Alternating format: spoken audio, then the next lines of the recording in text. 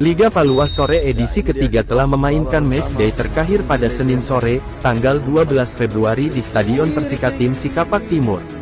Liga untuk pemain usia 35 tahun ke atas ini digagas para penggiat-penggiat sepak bola Kota Pariaman guna menjalin silaturahmi antar sesama penggila si kulit bundar serta sebagai sarana mengeluarkan keringat untuk tetap menjaga kesehatan dan kebugaran, ungkap Ketua Pelaksana, Adek Azhar.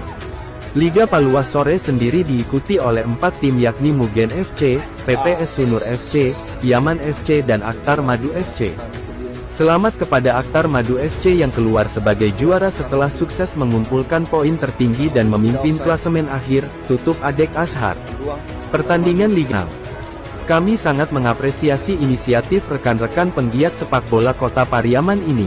Selain bisa saling bersilaturahmi, tentu ini juga menyehatkan. Yang terpenting adalah ketika berkumpul mereka akan mengeluarkan